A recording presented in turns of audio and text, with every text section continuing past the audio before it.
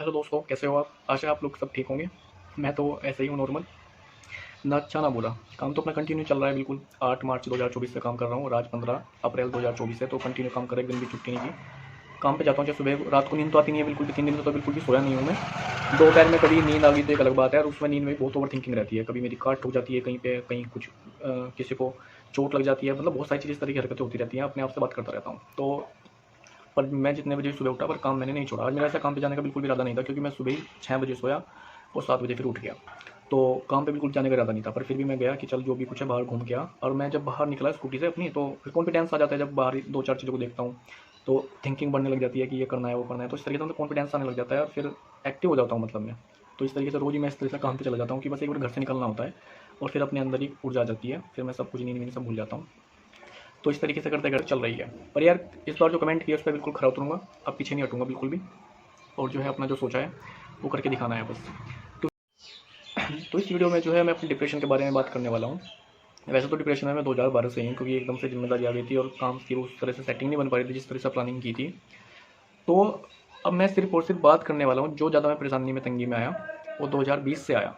2020 में मेरे जो पहले लोन वोन सब खत्म हो गए थे। सिर्फ मकान की किस्त जाया करती थी 17,000 रुपये के आसपास। और मैंने जो है, मैं मतलब कॉन्फिडेंस से आ गया था कि भाई अब जो कुछ करना है। तो मैंने जो है फैक्ट्री लगाने का इरादा किया। फैक्ट्री का बजट मैंने बनाया 50 लाख रुपए की। 50 लाख तक की ज़मीन खरीदनी है, क्योंकि इंडस्ट्री एरिया में लगभग जो है 1,000 रुपये फिट के हिसाब से ज़मीन है। और तो मैंने सोचा था कि 5,000 फीट वर्ग फीट ज़मीन खरीदते हैं, उसमें जो है मतलब फैक्ट्री सही लग जाएगी। क्योंकि जिस जगह से मैं केमिकल खरीदता हूँ वो जो है 2,500-3,000 फीट में लगी हुई है फैक्ट्री, तो वहाँ पे बहुत घिच पिच है। तो उसको हिसाब को सोचते हुए मैंने 5,000 की फीट आसपास सोची थी। तो उसमें जो है अब उसका प्लानिंग बनाई थी। 50 लाख रुपए का बजट बनाया था, तो पैसे इकट्ठे करना शुरू कर दिए थे मैंने। तो मेरे पे जो है 2020 के लास्ट तक 12 लाख रुपए के आसपास इकट्ठे हो चुके थे। और वहीं से मेरा अंत होना शुरू हुआ। और जो है पहले डिप्रेशन में जो था या कुछ कहानी थी उसके बारे में मैं अलग से वीडियो बनाऊंगा। पर जो है अभी की जो हालत, जो कंडीशन इस तरह की अभी हुई है, जो 70 लाख रुपए कर्जा बना है वो इस वजह से बना है। इसके बारे में मैं बात करने वाला हूँ, जो मैं इतना काम नहीं कर पाया और मेरी हालत ख़राब हुई कि मैं नशे वशे करने लग गया। तो ड्रिंक वगैरह तो मैंने छोड़ दिया, वो नशा भी छोड़ दिया है, ड्रग्स वगैरह। तो अब सिर्फ मैं तंबाकू खाता हूँ, इसको भी मैं जल्दी छोड़ दूँगा। तो अभी भी गाँठ सा टूटा हुआ है, अभी भी मैं कॉफ़ी का पाउच लेके और तब जो है मैं ये वीडियो बना रहा हूँ। वरना मेरा बिल्कुल भी आज वीडियो बनाने का इरादा नहीं था। मैंने 11 अप्रैल को वीडियो डाली थी, आज 15 अप्रैल है। कल परसों को उसको एडिट वगैरह करके वीडियो को मैं डाल दूँगा। तो बस मैं लेटा हुआ था, तो रात में पूरी रात सो नहीं पाया। सुबह 6 बजे सोया, 7 बजे मैं उठ गया। तो मेरा आज बिल्कुल भी कुछ भी करने का इरादा नहीं था, काम पे भी जाने का इरादा नहीं था। पर खैर जैसे तैसे मैंने काम किया। काम में मैं ढील नहीं करने वाला हूँ। अब तो जो है अपना बिजनेस चढ़ के ही रहेगा। तो अभी अपने ऊपर प्रेशर नहीं दे रहा हूँ मैं किसी चीज़ के लिए, जल्दबाजी नहीं कर रहा हूँ। जो चीज़ जो समझ में आती है उस चीज़ को करता हूँ, प्रेशर में नहीं कर रहा हूँ किसी भी काम को, क्योंकि जल्दबाजी में ही मैं इतना नुकसान उठाए बैठा हूँ। तो जैसे मेरे पास 12 लाख रुपए थे, तो क्या हुआ, अब मेरे भाई की शादी हुई थी 2019 में। पहले मैं सिर्फ घर पे बनाया करता था, और फिर हमें जो है अब घर, उसकी शादी हुई तो उसको जो है भाई उसको कमरा चाहिए था, तो वो कमरा खाली करना पड़ा। तो एक हमारे रिश्तेदार थे, तो बगल में उनका प्लॉट था खाली, वो हमने दिलवाया था उनको। तो उनसे हमने किराए विराए पे ले लिया उसको। और 5 साल के आसपास बात हुई, तो मैंने सोचा था कि जो है 2-3 साल इसके साथ में काटने हैं, पैसे तेरे पास इकट्ठा होना स्टार्ट हो ही गया है। और जो है अपना फिर 50-60 लाख रुपए जब बनेंगे, तो 2-3 साल के अंदर मैं फैक्ट्री लगा लूँगा, जहाँ टीन सेट पड़ा, फिर माल मूल ला के मशीन वशीन ला के सब सेटल कर लेंगे। तो ये प्लानिंग थी अपनी। तो बस क्या हुआ, आया कोरोना 2020 में। तो अब जो है वो अंकल और जो आंटी थे उनके सिर्फ 2 लड़की लड़की थी। अब उनकी लड़की जो है छोटे वाली को एमबीबीएस में एडमिशन लेना था, इसलिए उन्होंने 5 साल तक बोला था कि भाई हमें इस प्लॉट का कुछ नहीं करना है। तो अब जो है एमबीबीएस में उसका एडमिशन हो नहीं पाया, उसे नंबर वगैरह नहीं आए। तो उनके पास जो है 50-60 लाख रुपया जो उन्होंने अपना इकट्ठा किया हुआ था पढ़ाई के लिए, वो सब बचा रह गया। उन्होंने सोचा इसका क्या करें। अब कोरोना में वो डर भी गए, कोरोना में लोग बाग मर रहे थे। अब सोचा कि पता लगा हम में से कोई टपक गया, इन्होंने मेरे प्लॉट पे कब्जा कर लिया। तो अब उसका जो है ना, जैसे ये प्लॉट है, तो ये जो दीवार है इसके बगल में हमारा घर था, तो मैंने खिड़की लगाई हुई थी, मतलब प्लॉट उसके अंदर लिया हुआ था। सब लोग सोचते थे कि ये प्लॉट हमारा ही है, क्योंकि हमने उसमें रास्ता दिया हुआ था अपने घर के अंदर। तो उन्हें शायद डर लगाओ, तो मतलब मैं ऐसा कारण मानता हूँ। तो उन्होंने सिर्फ जो है 1 साल के अंदर ही बोल दिया कि भाई इस प्लॉट को खाली कर दो, हम इस पर मकान बनाएंगे, क्योंकि उनके पास पैसा पड़ा हुआ था। हमने कहा भी तुम प्लॉट में कहीं इन्वेस्ट कर लो और पैसा ज़्यादा हो जाएगा। उनका नहीं, हमें प्लॉट व्लॉट नहीं खरीदना, इसमें मकान ही बनाना है हमें। पहले उनके पास मकान था, उन्होंने सोचा किराए किराए पे इसको दे देंगे। हमें तो झूठ बोला कि भाई हम इसमें रहेंगे और उसको जो है हम किराए पे दे देंगे, जिसमें हम पहले रहते हैं, और यहीं पे हम रहेंगे। तो अब जो है मेरे पास 12 लाख रुपए थे। मेरे पापा को भी ये पता हुआ था कि मेरे पास पैसे हैं, तो मेरे पापा ने बोला कि यार क्यों फालतू में चक्कर में पड़ता है, अब इससे हम रिक्वेस्ट करेंगे, ये है वो है। और जो है मानेगा नहीं है, मतलब बहुत सारी चीज़ें होंगी। बाकी जो है पापा ने उसको बोला भी, वो बात को माना नहीं। खैर हालात ये बने कि मुझे प्लॉट खरीदना पड़ा। तो हमने प्लॉट जो है रोड पे ले लिया। यहाँ पे गली छोटी है ये वाली, तो इसमें अंदर जो है गाड़ी वाड़ी आने में दिक्कत होती है। तो पापा ने कहा कि इस रोड पे प्लॉट ले। तो प्लॉट हमें जो ऑन रोड खरीदा हमने दुकानों के पीछे, मेन मुख्य जो सड़क है, तो 15 लाख रुपये का प्लॉट लिया। तो अब जो है 12 लाख रुपये के आसपास थे, 2-3 लाख रुपये मैनेज करने थे, हो जाते, कोई बड़ी बात नहीं थी। तो अब जो प्लॉट ले लिया, तो उसी डीलर ने फिर हमें बताया कि तुम्हारे घर के बगल वाला, में हमने काम किया हुआ है, उसके जस्ट बगल वाला प्लॉट खाली पड़ा हुआ था, यानी ये वाला प्लॉट जिसमें हम बैठे हुए हैं। तो उसमें बराबर में मकान है, उसके जस्ट बगल वाला हमारा जो है, वो 2 रास्तों का मकान है, उसके जस्ट बगल में वो पीछे हमारा मकान है। तो खाली था ये प्लॉट, तो उन्होंने कहा कि वो भी बिक रहा है, उसे ले लो, ये 10 लाख रुपये का प्लॉट था जितना मैं बैठा हूँ। अब पापा ने बोला कि यार ये सही रहेगा, तुझे बिजली का कनेक्शन मिलने ना पड़ेगा, क्योंकि बिजली का कनेक्शन जब हमने पहले 2017 में कभी लिया था, 35-40 हज़ार रुपया खर्चा आया था। करप्शन इतना है देश में, हर किसी को तो पैसा चाहिए होता है, और 2-3 महीने कनेक्शन मिलने में लग गए थे। तो बहुत सारी समस्या पैदा हुई थी। मेरी मम्मी को लेके गया था, मेरी मम्मी ने उसको जो है ना, जेई कोई 2 सुनाई थी धर के कि तुझे पैसा चाहिए तो पैसा ले ले, मतलब बहुत सारी चीज़ें हुई थी। और फिर मेरे उस जेई ने तुरंत ही मेरा कनेक्शन कर दिया था उसी दिन ही, और जो है मीटर वीटर लगा के था, पुराना नया मीटर उनके पास नहीं था। तो फिर जो है बिजली कनेक्शन लेने में बहुत झंझटबाजी हुई थी। तो पापा कहते अब तुम वहाँ प्लॉट पे कनेक्शन लेगा, 2-3 महीने तेरे ऐसे निकाल देंगे मैं, और 50 हज़ार रुपये के आसपास खर्चा आ जाएगा, क्योंकि अब 2020 चल रहा है। अब 2017 में जब इतना रुपया खर्चा आया था घूस लेने में, तो इस तरीके से करते करते, और तुझे पानी की भी समस्या नहीं रहेगी, भाई घर है बगल में, पानी वानी सब हो जाएगा, और तू जो है कभी भी काम कर सकता है, मतलब बहुत सारे फायदे रहेंगे तुझे यहाँ पे। तो मेरी भी समझ में आ गई ये बात कि चलो यार इसे भी ले लेते हैं। अब जो है मजबूरी बन गई इसको लेना, ये भी नहीं कह सकते कि भाई प्लानिंग के अकॉर्डिंग काम नहीं किया, क्योंकि यहाँ ज़्यादा फ़ायदा था। तो मैं सोचा कि चल यार अब जो है ये ब्याज ब्याज पे लिए। तो उस दौरान कर्जा बना 2020 के लास्ट तक, 21 का स्टार्टिंग तक 18 लाख रुपए के आसपास। अब ये पैसा मेरे भाई ने दिलवाया हुआ था, तो मुझे लगा कि वो खुद दे दुआ देगा, क्योंकि हम दोनों साथ में काम करते हैं। तो उसमें से जो है 10 लाख रुपए उसने दे भी दिए होंगे। अब मुझे 2022 की जुलाई में पता लगा कि वो 18 लाख रुपए बन चुके हैं 35 लाख रुपए। अब उसने अब बढ़ते चले गए, उसकी भी इनकम इतनी ज़्यादा नहीं थी, तो वो 35 लाख रुपए बन गए। खैर उसमें थोड़ी बहसबाजी सी हुई भाई से, पर खैर मैंने उसको कुछ नहीं बोला फिर, क्योंकि यार वो शुरू से ही काम कर रहा था। अब जो है क्या किसी पे ब्लेम लगाना, तो मैं सोचा कि चलो जो भी कुछ है ठीक है। तो इस तरीके से जो है वो 35 लाख रुपए बन गया। ये सुनते ही मेरी दिल की धड़कन बढ़ गई, तू तो गया अब काम से, क्योंकि तो उतरने वाला नहीं, इनकम इतनी ज़्यादा है नहीं। अब इसको उतारने में 2-3 साल लगेंगे, और बस ये तो स्थिति सारी बिगड़ गई, अब तो आगे सेटिंग बन ही नहीं पाएगी। तो मैं बहुत परेशान सा हो गया। तो ऐसे वो प्रेशर देना छोड़ दिया, मतलब जैसे रूल रेगुलेशन होती है ना कि ये नहीं खाना, इतने समय उठना है, खाना पीना, मतलब बहुत सारी चीज़ों की रूल रेगुलेशन मैंने अपनी बनाई हुई थी, वो सब चीज़ तोड़ दी मैंने। फिर अपने मन को जो है कंट्रोल नहीं किया, जिस वे में वो जा रहा था उसको बहने दिया, और मैं जो है फास्ट फूड वगैरह बहुत खाने लग गया। मैंने जो है अगस्त 2022 और मई 2024, 23 इन 7-8 महीने के बीच में, 9 महीने के बीच में 25,000 रुपये का फास्ट फूड खाया। 13,000 रुपये की कोल्ड ड्रिंक, 13,000 रुपये की चाउमीन खाई, 12,000 रुपये की मैंने cold drink P. Sting cold drink I थी, अब उसको एक बोतल मैंने ट्राई कर लिया। कोल्ड ड्रिंक मैं पीता नहीं हूँ वैसे बहुत दिनों से ही, 2012 से पहले से ही 15 साल 10-12 साल हो गए हैं मैं कोल्ड ड्रिंक बिल्कुल भी नहीं पीता था, क्योंकि मुझे हेल्थ का अपना पता था कि हेल्थ से रिलेटेड जो है मतलब नुकसान देती है। मैं सिर्फ सात्विक भोजन ही खाया करता था, जो घर में रोटी बनती थी, बाहर का खाना कुछ नहीं खाया करता था मैं। तो वो कोल्ड ड्रिंक की ऐसी लत लगी कि दिन में 4-4-5 बोतल पीने लग गया। उसकी मैंने वीडियो बनाई हुई है। तो पूरी पेटी वेटी इकट्ठी हो गई थी, तो मैं पेटी घर पे ला के रख लिया था। अगर ठंडी नहीं पीता था, मैं गर्म पी जाया करता था। जैसे ही अपना अभी जैसे मैं कॉफ़ी का पाउच लेके यहाँ पे बैठा हूँ ना, तो उस दौरान क्या करता था, जब मैं उठता था 3-4 बजे शाम को, दोपहर में सो जाया करता था, कोल्ड ड्रिंक की एक बोतल ली, पी गया उसको, एक्टिव सा हो गया। फिर रात को भी ले ली, सुबह ही जो है जब काम पे शायद 10-11 बजे के आसपास अपने, तो फिर एक कोल्ड ड्रिंक ले ली, रास्ते में कहीं और ले ली, पी ली, मतलब 3-4 बोतल 5 बोतल रोज़ पिया करता था। तो इस वजह से जो है थोड़ा सा शरीर का हिसाब किताब से बिगड़ गया, मतलब शरीर में वैसे कोई प्रॉब्लम नहीं थी, बस यही अगर में मुझे थोड़ा सा फीवर आ गया, जो कि मुझे बीमारी आज तक नहीं लगी है कुछ भी। जैसे चोट वोट भी लग जाती है ना, जख्म वखम हो जाता है, सारा साथ के साथ भर जाता है। मेरे आज तक पट्टी भी नहीं बंधी है। मैं दूसरों को देखता था कि यार मेरी पट्टी नहीं बनती, मैं पट्टी करवाना चाहता हूँ। बचपन में मतलब जब चोट लगती थी सबको पट्टी बंधा करती थी, मेरा पट्टी नहीं बनती थी कभी जब चोट लगती थी, गहर से गहर जख्म में भी। तो मतलब शरीर अपना ऐसा था, थोड़ा ब्रह्मचर्य का भी थोड़ा सा ध्यान रखता हूँ मैं, तो इस वजह से फीवर सा हो गया भाई। लीवर में प्रॉब्लम आ गई, क्योंकि शुगर इतनी अंदर जा रही थी अपने, और फास्ट फूड आपको पता ही है कितना सड़ा हुआ है। और मैं ठेलियों पे से खाता था, जो स्टॉल होते हैं ना वो सड़ा गला देते हैं, और वहाँ पे सस्ता मिलता था, वहाँ से खाया करता था। तो जो फीवर सा हुआ, जो डॉक्टर ने दवाई दी, अब वो दिन में 2 बार लेनी थी, सुबह और शाम। वो बहुत तेज़ दवाई थी, और मैंने जो है दिन में 3 बार ले लिया, 3-4 दिन लगातार ले लिया। उससे मेरी हार्ट बीट बढ़ गई, दिल की धड़कन बढ़ गई, जी घबराने लग गया मेरा, बहुत ज़्यादा टेंशन में आ गया मैं। तो इस वजह से जो है हालात मतलब बिगड़ गए। फिर मैं उससे जो है घर का हिसाब संभला नहीं, और मैंने जो है फिर पैसा इतना सारा कर जाता है, तो उसकी टेंशन चल रही थी और मेरा मतलब बहुत ज़्यादा टेंशन में चला गया मैं। खैर जैसे तैसे करके मैंने जो है अपना काम नहीं मुझसे हो रहा था बिल्कुल भी। कभी जाया करता था, कभी नहीं जाया करता, इस तरीके से करते करते फिर सर्दी आ गई। दिसंबर में मुझे सर्दी सी लगने लग गई, सुबह उठ नहीं जाता था, तो मैंने दिसंबर में काम किया, जनवरी भी काम नहीं किया। फरवरी में मैंने काम की प्लानिंग बनाई, मैंने जो है एक लगे से 5 लाख रुपये ब्याज पे लिए 3% के, 15,000 की जो किस्त बढ़ गई। और जो है जो 35 लाख रुपए का ये बताया ना मैंने कर्जा, पहले से मेरी 1.5 लाख रुपए किस्त महीने की जाया करती थी। उस कर्जे को चुकाने के लिए मुझे कमेटी डालनी पड़ती थी। अब जैसे कि किसी के 6 लाख रुपए देने हैं, तो उसको जो है एक कमेटी में से 60-65 हज़ार रुपये मिलते हैं। जैसे 1,05,000 की 15 बंदों ने कमेटी डाली, तो उसमें से जो है बोली लगती है उसमें भाई, मैंने बोला कि मैं इसको 30,000 के नुकसान से ले सकता हूँ, अगला 35 के नुकसान से बोलेगा, तो अब जो है 6 लाख रुपये देने के लिए 10 कमेटी छुड़ानी पड़ती थी। अब 10 कमेटी की किस्त बनती है लगभग 7,000 रुपये के हिसाब से 70,000 रुपये महीना पे। अब आया क्या, मात्र 6 लाख रुपये के आसपास, और 70,000 रुपये किस्त बन गई, 15 महीने तक देनी है जो। तो इस तरह से करते करते जो है किस्तें बहुत ज़्यादा हो गई। मैंने 5 लाख रुपये का फिर लिया लोन, और मैं माल मूल के लिए लाया कि दोबारा से जब काम शुरू करते हैं, और जो है जब माल ज़्यादा होगा तो माल अपने पास एडवांस पड़ा रहेगा, 15,000 रुपये तो ज़्यादा ही, किस्त इनकम भी बढ़ जाएगी। तो खैर वो जो है फरवरी में मुझे पैसा मिल नहीं पाया, कभी 1 लाख दिए उसने, कभी 2 लाख दिए, इस तरह से करते करते जो है वो पैसे किस्तों में चले गए। वो 5 लाख सारे और कर्जा मतलब बढ़ गया।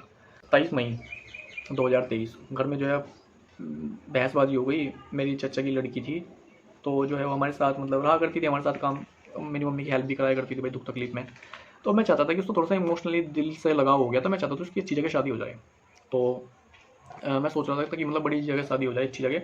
तो दहेज वेज देना पड़ता है, आपको पता ही है देश का क्या हाल है। यहाँ भरते को भरते हैं, यानी अगर सरकारी नौकर होगा ना, वो जो पहले से 1 लाख रुपये कमा रहा है, रिश्वत के कमा रहा है, वो अलग से उसको और काटनी नहीं पड़ती है 8-10 लाख रुपये की, 20 लाख की उसकी शादी करनी पड़ती है, 20-25 लाख रुपये, मतलब बहुत सारे इस तरह की रिक्वायरमेंट होती हैं। तो अब मैं सोचा था उसकी अच्छी जगह शादी हो जाए, तो मैंने कार वार के लिए बोला था। तो अब मेरे पापा जो बोलने लगे तेरे उससे पहले से इतना कर्जा है और तू उसे कार दे रहा है, ये है वो है। अब कार देनी मजबूरी थी यार, क्योंकि कर्जा तो दे करके चलो मैनेज हो ही जाएगा, शादी तो दोबारा नहीं आएगी। अब शादी में थोड़ा ना इस चक्कर में कि चलो आज इस गरीब से कर दी, कल को अमीर से कर देंगे। तो इस चक्कर में जो है बहुत बहसबाजी हुई, तो मुझे घर में बहुत सुनने को मिली, और मैं इमोशनल बहुत आदमी हूँ, मुझे एकदम से मतलब बात पे वो एक फील हो जाती है। घर वालों में तो चलो ये हुई, फिर ऊपर से मेरे चाचा ने भी, यानी उसके बहन के पापा ने मुझे 2-4 सुना दी बढ़िया तरीके से, क्योंकि बहुत फील होगी। मैं तब से लेकर आज उनके घर नहीं गया हूँ, फिर उन्होंने शादीशुदी में भी नहीं बुलाया मुझे। अभी 18 जनवरी को शादी हुई थी उसकी 2024 में। तो बहुत तरह से बातें हुई इस दौरान, और बस फिर मैंने अपने आप को कमरे में बंद कर लिया। पूरा जून, जुलाई, अगस्त, सितंबर, अक्टूबर 5-6 महीने पूरा कमरे में बंद रहा। बिल्कुल हालात इतने ख़राब हो गए कि कमरे में इतनी बुरी गंदगी रहती थी, मेरे बहुत बुरा हाल था उस दौरान। जो है मतलब किसी चीज़ पे ध्यान नहीं देता था। और वो कर्जा जो है कितना बन गया, 35 लाख का 73 लाख रुपये, जो मैंने अभी इसमें मार्च में मुझे मतलब देखा मैंने 73 लाख रुपये के आसपास वो कर्जा बन गया। अब देखो कहाँ 18 लाख रुपये थे, 18 से जो है 35 बने, और 35 से जो है जस्ट डबल हो गए। तो स्थिति इतनी बिगड़ गई, और जो है अब मैं उठाऊँ तो बहुत सारी चीज़ें हैं कि जैसे मैनेज कर लूँगा, क्योंकि यार जब इतना बड़ा बिजनेस करना है तो अपने अंदर इस तरह की काबिलियत होगी, तभी मैं आगे कितना बड़ा बिजनेस करना सोच रहा हूँ कि टॉप 10 लिस्ट में मेरा मतलब नाम आए दुनिया की। तो प्लानिंग कर लिया इसकी, मैनेज कर लूँगा। मुझे पता था कि बस मैंने जो है अपने ऊपर प्रेशर नहीं दिया कि जो जैसे चल रहा है चलने दो। अब मैं जो है ड्रग्स व्रग्स से लेने लग गया, नशा करने लग गया, ड्रिंक करने लग गया, वो जो है वो तो सब छोड़ दिया मैंने। सिर्फ तंबाकू का सेवन करता हूँ मैं, उसको भी जल्दी छोड़ दूँगा। थोड़ा मतलब बॉडी से उठती नहीं है, आलकस सा रहता है। तो अभी जैसे ये काम स्टार्ट हो जाएगा और तेज़ी से, तो वो भी सब छोड़ दूँगा, क्योंकि मुझे अपने ऊपर पूरा कॉन्फिडेंस है कि मुझे दुनिया की कोई भी चीज़ बांध नहीं सकती जब तक मैं ना चाहूँ।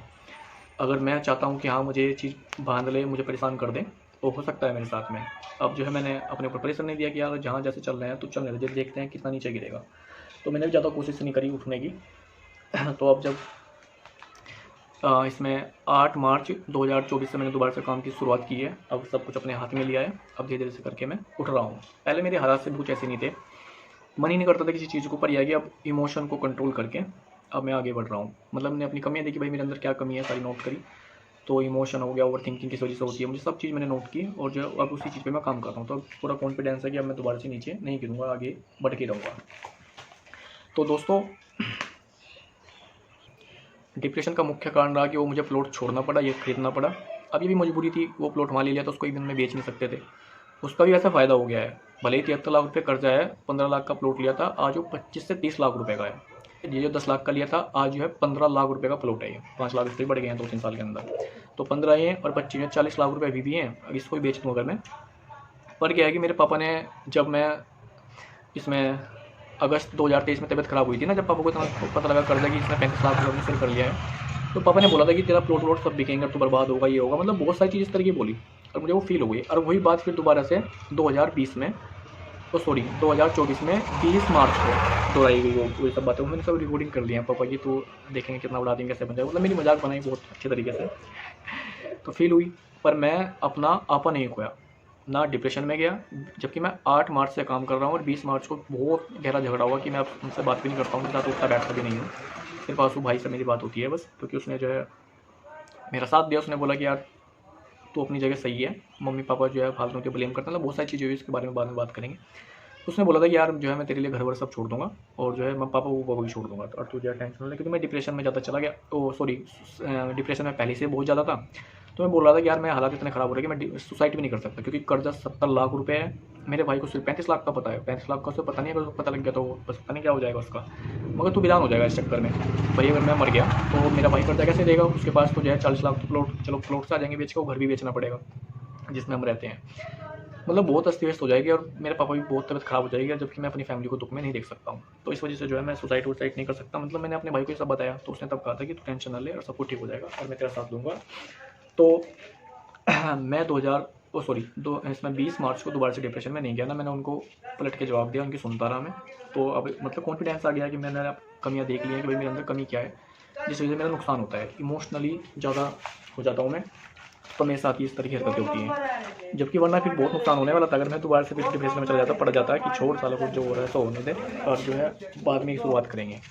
अब क्या, तो आप कह लो कि भाई मेरा समय अच्छा आ गया है, इस चीज़ को कह लो, या फिर ये कह लो कि मैं इस चीज़ से ना ऊब चुका हूँ कि बार घर में पड़े रहना, और जो है या फिर ये देख लो कि भाई मैंने अपनी प्लानिंग कर ली है कि किस तरीके से मैं डिप्रेशन का शिकार हुआ और आगे क्या करना है, या फिर ये कह लो कि भाई मतलब मुझे पहले से ही बड़ा आदमी बनना था, तो उस तरीके से जो है अब मुझसे उसके बिना रहा नहीं जा रहा है, क्योंकि मेरे दिमाग में सारी प्लानिंग चलती है कि मैं इस तरह से बिजनेस खड़ा कर सकता हूँ, बाद में जब ज़्यादा पैसा हो जाएगा 1 कंपनी खरीद सकता हूँ, फिर 2 कंपनी खरीद सकता हूँ, तो 2 से 4 बनाने में कोई समय नहीं लगेगा, तो इस तरह की मतलब वो चीज़ कह लो। बाकी अभी दिमाग उतना खास काम नहीं करता है, मैं बाद में इन सब डिटेल में बात करूँगा इन सब के लिए। तो काम जब से चल रहा है, अब जो है 15 अप्रैल हो चुकी है, आज सुबह का शाम समय काम जाता हूँ और धीरे धीरे करके शाम का भी स्टार्ट कर दूँगा। तो वीडियो आज डाल रहा हूँ मैं, तो मैंने आपको डिप्रेशन का अपना कारण बता दिया कि जो है मैंने प्लॉट खरीदना पड़ा, और फिर जो है मेरे से घर में मतलब वो फास्ट फूड वगैरह खाने लग गया था, मेरी तबीयत से ख़राब हो गई, फिर मेरा काम पे जाने को मन नहीं किया। तो मेरे भाई ने जब मुझे बताया कि भाई ये 35 लाख रुपये कर्जा हो चुका है, मैं थोड़ा सा और डिप्रेशन में चला गया, मैंने फिर फास्ट फूड खाना छोड़ दिया, मतलब मैंने अपने ऊपर से कंट्रोल खो दिया कि यार अब जब क्या करूँ मैं, जो हो रहा है सो होने दे। तो और फिर जो है बाद में 2023 में वो बहन वाला मैटर हो गया कि भाई कार वार क्यों दे रहा है, तो उससे मैं और मेरे चाचा ने सुनाई। फिर जो है मुझे अभी 18 जनवरी मैं काम कर रहा था, 17 अक्टूबर से 2023 से, मतलब नवंबर भी काम किया, दिसंबर भी काम किया, और जनवरी की 22 जनवरी तक मैंने काम किया। और मुझे 18 जनवरी की उसकी शादी थी, उन्होंने शादीशुदी में भी नहीं बुलाया मुझे, मतलब फॉर्मेलिटी से करी तो कॉल भी कर दी, उस तरीके से बात नहीं की, जितने हमारे उनके साथ अच्छे रिलेशन थे। तो बहन की वजह से मैं मतलब बहुत दुखी हुआ कि मेरे साथ उसने इस तरीके से कर दिया, और जो है मतलब मैं बुरा बन गया। मैं उसके बारे में कितना सोच रहा था, भाई इसकी अच्छी जगह शादी हो जाए, कार दे देंगे, ये मतलब बहुत सारी चीज़ें हुई, ज़्यादा डिटेल में बात नहीं करेंगे इस बारे में। तो दिल सा टूट गया एक तरीके से, ये समझ सकते हो आप, बहुत ही दिल से लगा हुआ था, क्योंकि मेरे को कोई बहन नहीं है, तो मैं उसकी तरफ ज़्यादा झुका हुआ था। तो डिप्रेशन में इस वजह से दोबारा से मैं गया, और फिर जो है मैं 8 मार्च को दोबारा से उठा हूँ, और अब मैं कभी भी डिप्रेशन में बिल्कुल भी नहीं जाने वाला हूँ। पैसों की तंगी आ सकती है भविष्य में, भाई जैसा बड़ा बिजनेस बनेगा, कोई सरकारी अफसर परेशान कर सकता है, सरकार परेशान कर सकती है मुझे, वो एक अलग समस्या है। तो मुझे बाहर की समस्या परेशान नहीं कर सकती है, क्योंकि मैं जो है पैसे की कोई परवाह नहीं करता हूँ, 1 रुपये की जगह 2 रुपये खर्च हो जाए कोई प्रॉब्लम नहीं है। इमोशन मेरे कंट्रोल में नहीं होते, अब इमोशन को पूरा कंट्रोल कर लिया है कि इमोशन में नहीं बहना है बिल्कुल भी, तो यही मेरा मुख्य कारण है, इमोशन। तो अब जो है शुरुआत दोबारा से कर दी है, तो 5-6 कारण मैंने आपको बताई, इस वजह से मैं डिप्रेशन में गया। तो अब काम चल रहा है, अब डेली धीरे धीरे करके वीडियो भी बनाता रहूँगा, और हम बात करेंगे एक बार दोबारा से फिर कि मैं काम क्या करता हूँ। तो जल्दी आपको भी भाई एक दिन नज़र आएगा कहीं ना कहीं, पूरा आत्मविश्वास है कि बड़ा आदमी बनना है, मतलब मुझे पैसे कमाने से मतलब नहीं है, मैं अपने अंदर एक टैलेंट सा मानता हूँ बिजनेस करने का। भले ही ये टैलेंट कहीं दिख नहीं रहा है, भाई 13 साल हो गए काम करते हुए, 12 साल, एक कहीं टैलेंट दिख नहीं रहा है, अगर टैलेंट होता तो करता, पर यह कि स्थिति कह लो या समय कह लो, कुछ भी कह लो, भाई जैसे जीरो से शुरुआत की है अपने काम की, तो मुझे एक्सपीरियंस नहीं था, कोई गाइड करने वाला नहीं था, और मेरे पास सोर्स की कमी थी, बहुत सारी चीज़ें कह सकते हो, एकदम से घर की वही समस्या आ गई, सारा खर्चा उठाना पड़ा, और जो है बहुत तरह की प्रॉब्लम हुई, क्या तो आप ये सब कह सकते हो। पर यह है कि एक पैशन है, जैसे इंसान का होता है ना कि मुझे ISPCS बनना है, और किसी का होता है कि भाई मुझे ओलंपिक मेडल जीतना है, और मुझे अच्छी रेस करनी है, या मुझे रेसलर बनना है। तो इस तरह के जिस तरह के होते हैं ना कि मुझे अच्छा एक स्विमर बनना है, स्विमिंग करनी है मुझे। तो इस तरीके से मेरे अंदर है पैशन मेरे बिजनेस का, कि बिजनेस करना है। तो पैसा तो खुद भी आ जाएगा जब हम बिजनेस करेंगे। तो भाई एक कंपनी लगेगी, 2 कंपनी लगेंगी, तो पैसा तो अपने आप ही आ जाएगा। तो मतलब मैं चाहता हूँ कि मैं अपने आप को रोक के ना रखूँ। जैसे कि आज के समय में नॉर्मल वे में चलते हैं ना, आदमी की 20-30 हज़ार की नौकरी लग गई, अपना जो है सुबह से शाम को काम करके आए, घर में बैठ गए, बच्चों के साथ उठे बैठे, और सुबह अपना काम पे चले गए, संडे की छुट्टी, रिश्तेदार में घूम आए, शादी ब्याह में चले गए। तो इस तरह से मतलब मैं अपने आप को रोक के नहीं रख सकता हूँ। अपने आप खुला उड़ना चाहता हूँ आकाश में, कोई बाउंड्री नहीं क्रिएट करना चाहता। जब तक मैं उड़ सकता हूँ, उड़ना चाहता हूँ। तो अपने अंदर मतलब बचपन से ही पता नहीं क्या था कि मैं सारे काम बड़े करना चाहता था। और 2011 में मैंने अपना लक्ष्य बनाया था कि दुनिया का सबसे बड़ा पद क्या है और मुझे क्या करना है 2011 में। तो मुझे जो समझ में आया था, पहले मैं जॉब वगैरह के बारे में सोचता था कि ISPCS, जब मुझे ISPCS के बारे में पता लगा सबसे बड़ी नौकरी होती है, तो फिर इसके बाद में पता लगा इसको नेता लोग कंट्रोल करते हैं।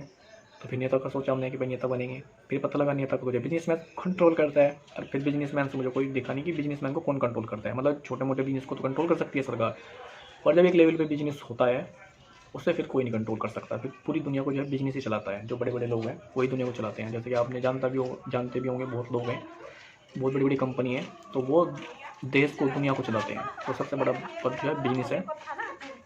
और मुझे पैसों की भी ज़रूरत है, क्योंकि मेरा जो है मैं एनिमल लवर हूँ, तो इससे रिलेटेड जो है मुझे पैसों की बहुत ज़्यादा आवश्यकता है। क्योंकि इसमें भी जो है मैं पहले शेल्टर बनाना चाहता था अपने शहर में, अब दिमाग इतना घूम गया कि अब पूरे भारत में शेल्टर बनाना चाहता हूँ। तो उसके लिए हज़ारों करोड़ रुपये चाहिए। जितने भी सारे बछड़े हैं सड़कों पे, सारे A to Z अपने पास रखना चाहता हूँ। तो इस तरह की बहुत सारी चीज़ें, उसमें बहुत सारा पैसा चाहिए होगा, उनका इलाज विलाज, बहुत सारी चीज़ें। मतलब भविष्य की योजना है, वीडियो बहुत लंबी हो गई है, तो बस इस बारे में हम बाद में बात करेंगे।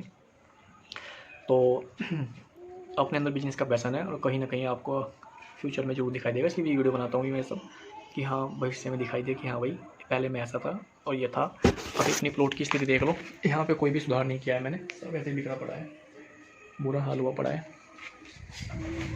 ये अपना ट्राईपॉड था, यहाँ मोबाइल रखा हुआ था, इस पर बैठा हुआ था मैं। तो इस तरह की स्थिति है, सारा इस तरीके से बिखरा पड़ा है। और जो है फ्यूचर में आपको भाई कहीं ना कहीं दिखाई देगा,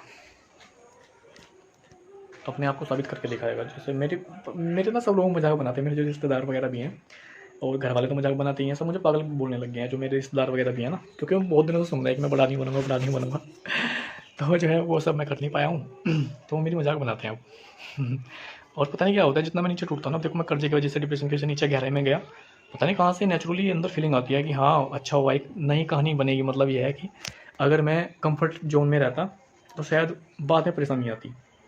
पर यह है कि अब सब चीज़ें, सारा अनुभव मेरे साथ हो सकता है कि इस दुनिया में कोई किसी का नहीं है। इमोशन हो गया, पैसे का मैनेजमेंट हो गया, मतलब बहुत सारी चीज़ें हैं बहुत सारी चीज़ें सीख ली हैं, तो आगे भविष्य में ये काम आएगी। भले पैसा नहीं है आज कुछ भी, पर यह कि अपने पास एक्सपीरियंस है, कॉन्फिडेंस है चीज़ों से लड़ने का। तो बने रहें, अगले ब्लॉग में मिलते हैं।